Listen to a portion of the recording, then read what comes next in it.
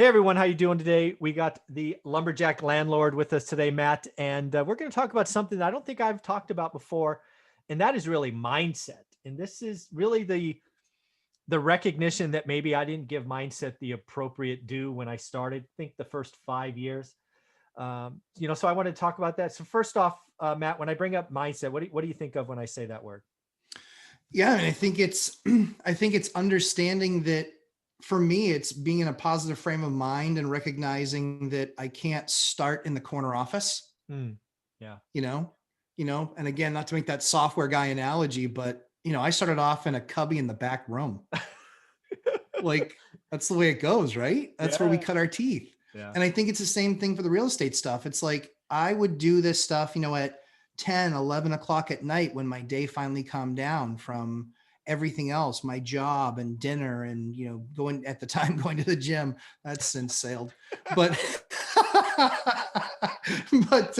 Blame but, COVID. Blame COVID. Yeah. It was long before COVID. Sure. Yeah. But yeah, absolutely.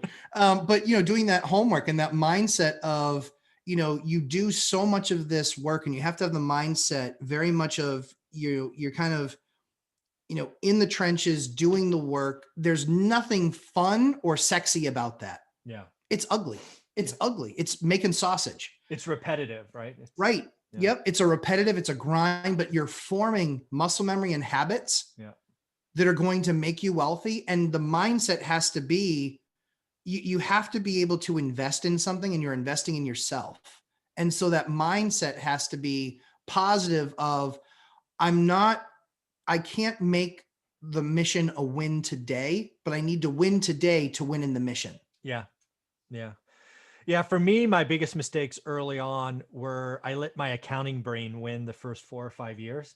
And I thought the answer lived in Excel, right? I thought if I collected enough data, I put together this whiz bang multi-worksheet, monstrosity, that the answer would, end up.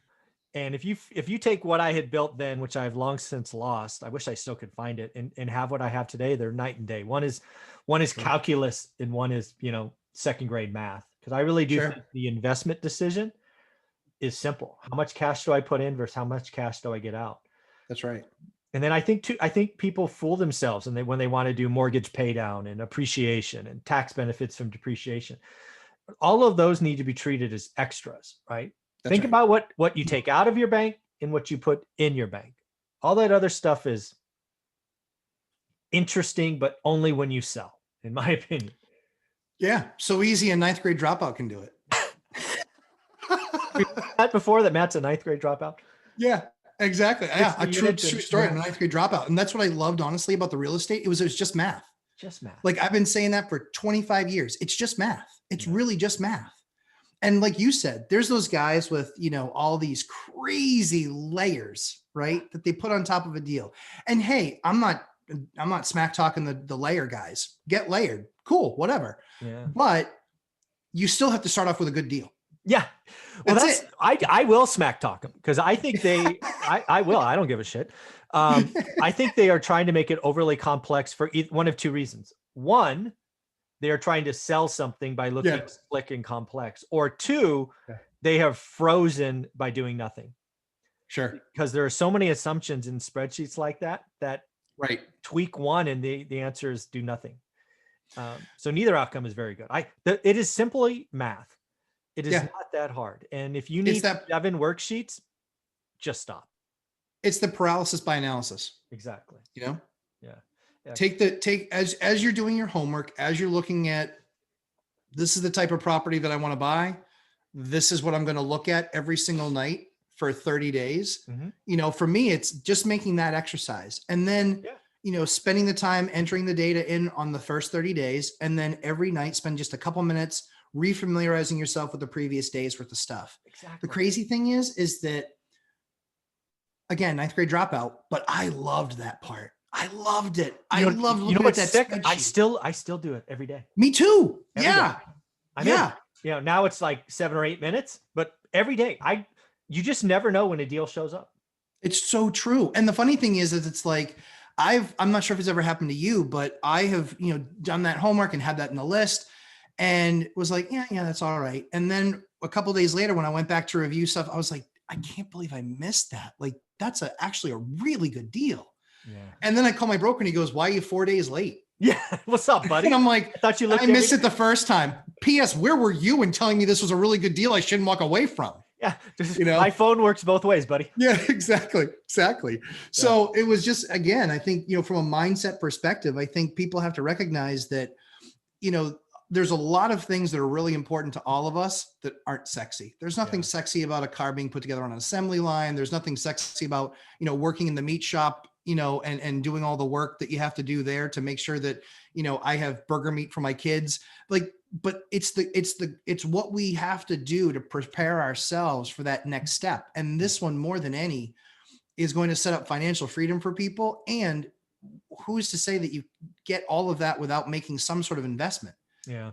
There has to be investment made of time, and keeping a healthy mindset, saying this is a step in the process. It's a step in the process. I have to just win this today. And winning that day is just doing the work. That's it. Just doing the homework that day. That's winning that day. Mm-hmm. And then, like we talk about, it's just math. It's just math, guys. It really is. It's just there. These are my expenses. These are my rents. This is how healthy that market is. The rest, there you go. Yeah. That's it. The other thing I missed in my first 5 years by saying the answer was in Excel is I missed probably the most important part. And that is real estate investing is a people business. Yeah. Right. I mean, it should have been obvious, but it wasn't. Yep. And that is tenants are people, bankers, real estate agents, inspectors, contractors, other, people are everywhere. In fact, the unit is almost secondary, right? When you really get going at this, your multi-years, your network, especially if you're investing in a market that you don't live in, could be the largest source of deals for you once you become a trusted and known entity. I missed that for several years. Yeah, that was one of the things that, I was really focused on that relationship because I didn't have anything else to bring to the table. Know thyself. Yeah, exactly. Hi, I'm fun. If that works for you, and if your A class investor buyer doesn't do anything and your B class is busy with something else, I'll be your C class, and the only argument that I would have with you is that most, some days I would argue that inspectors are people. But robots, what are the options? Yeah. Just like, it's like really serious. That's going to be an issue for us. Okay, fine. Yeah. But yeah, I mean, I think it, just like you were saying, it really is a people business. I mean, it was years, guys, before I got brought a deal. Yeah. Years before I got brought a deal. Now, when I was brought that deal, I was respectful. I was never dismissive. I listened a lot.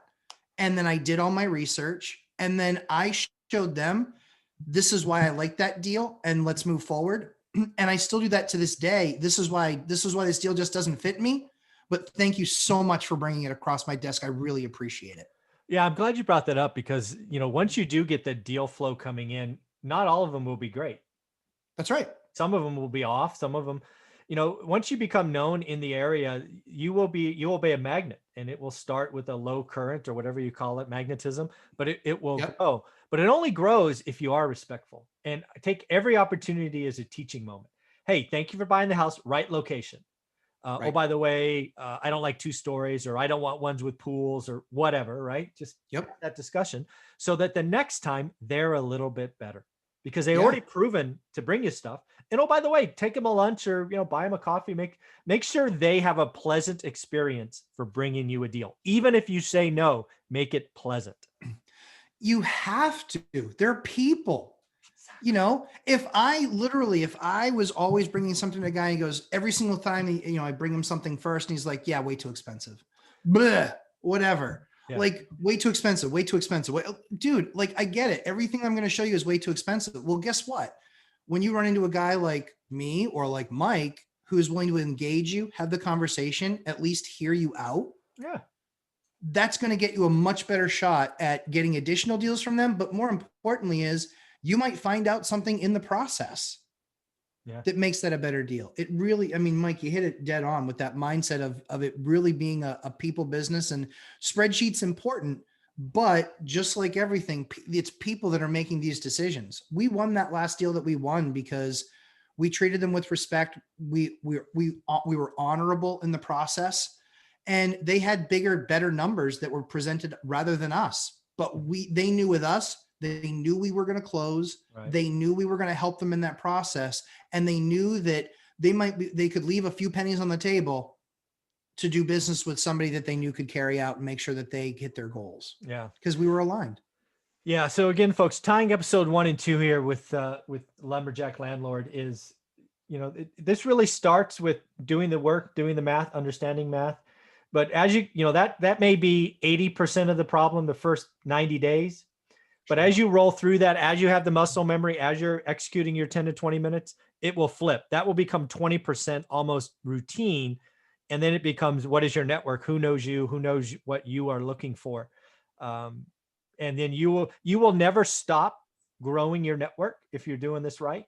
The understanding of the market and the math just becomes second nature. It will become about your network, and your mindset's a big part of that. Yep, absolutely. 100% agree with you, Mike. Very cool. Thank you very much. I look forward to episode number 3. Sounds awesome. Thanks, Mike. Uh-huh.